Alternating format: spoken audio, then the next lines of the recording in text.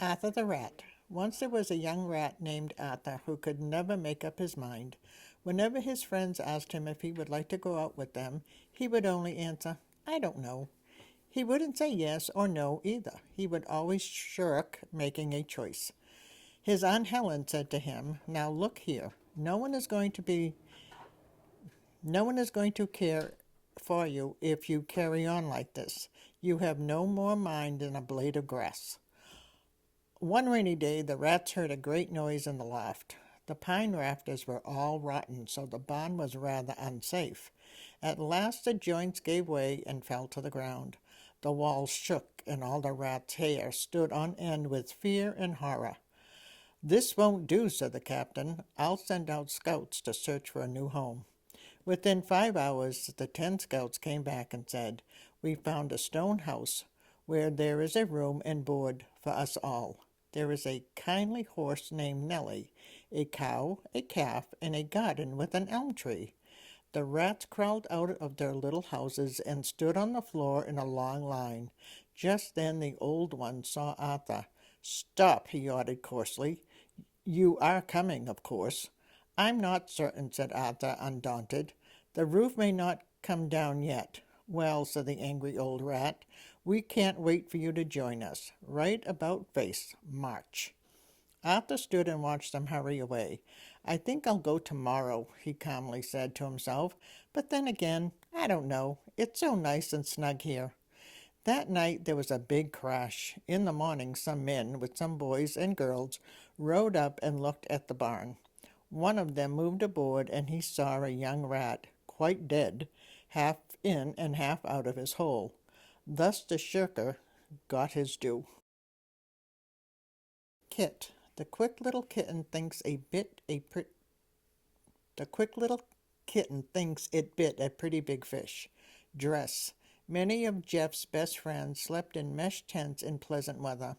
Trap. The harrowing black cat dashes at any man and lands on the plaid carriage. Lot. The honest swan stops and acknowledges the fox dodging the bothered wasp. Strut. Mother loves butter that comes from the southern countryside. Foot. The butcher should put the pudding in the wooden nook to cook. Path. Can't have can't half the staff asked to transfer to the enchanted cattle in France. Cloth. Lawrence often offers Ross a Florida orange and horribly strong, frothy Boston coffee. Nurse. The early bird preferred the earthy worm. Fleece. These unique machines teach people to speak and reason. Face. The raven waits until late day for the great wave to break. Palm. Father and mother said to the calm, the facade in the Nevada plaza. Thought. The small walrus caught the hawk in the salty water. Goat. The rose slowly grows in Owen's old grove. Goose. Beautiful music booms and humans move to the groove. Price. The shy rider types at night to fight the silence in my mind. Choice. The spoiled boy hoists the toy from the soil. Mouth. Mountains of flowers crowd the grounds about the house. Near. Deirdre's fear seriously interferes with her ideal career. Square. Beware of scarce fairies, rare mares, and scary prairie bears. Start. The Sahara Party marvels at the star on the safari. North. Laura's warm aura reforms Thor's horse for the important war. Force. The adorable boar snores hoarsely and notoriously hoards imported pork. Cure. The tourist endures rural tours of Europe and procures gourmet bourbon. Happy. The coffee, salami, spaghetti, and macaroni are ready. Letter. Sugar covers the tiger's whiskers, comma. Bertha's and Cinderella's saga is a drama. Major players are Richard, Wilbur, and Harry are running around the treacherous river.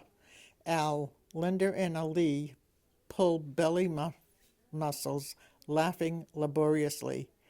NG, the singing mockingbird, is swinging on the ring and dings the awning. TH, the thespians gather and breathe 3 authentic breaths together. H, Harry and Hilary happily harvest heaps of herbs behind the beehive. YOD, the cute, dutiful blue cuckoo resumes cooing, suitable turns enthusiastically.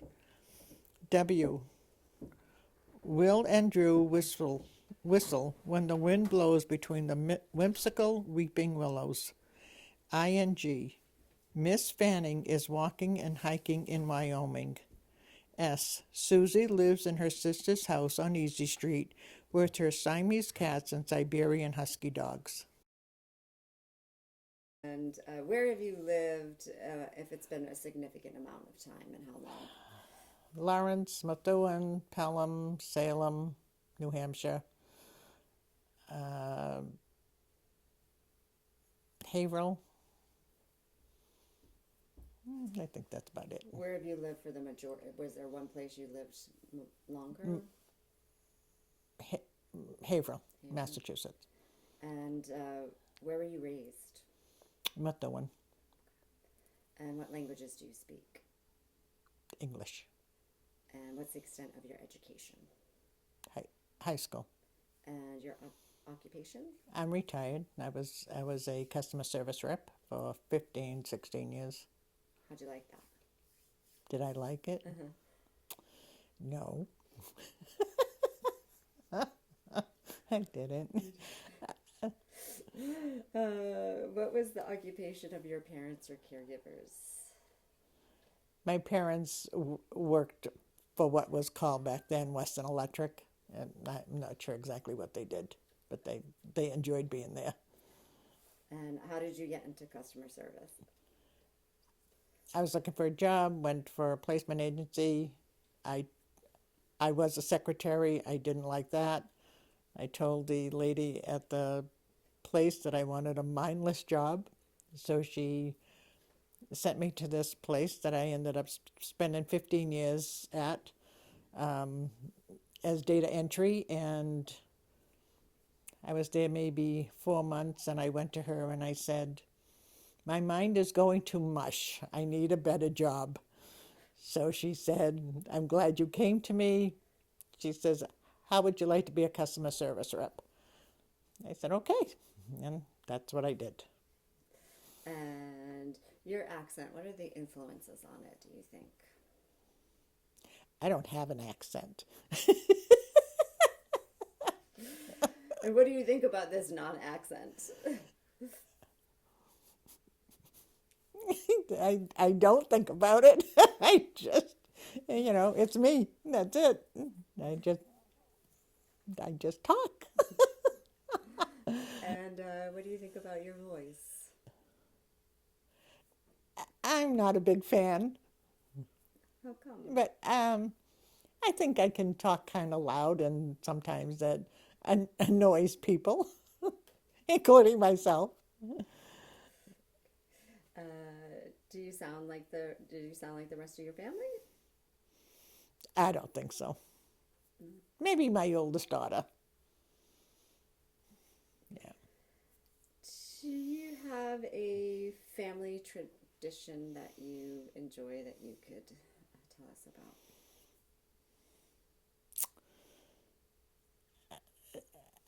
At this time of the year, yes, the tradition is baking cookies with my grandson, and yes, Christmas Eve we get together, with the family. It's either my house, or now it's my daughter's house, and yeah, I just love it, spending time with the kids. And do you have a piece of advice that you could share with folks? Be kind.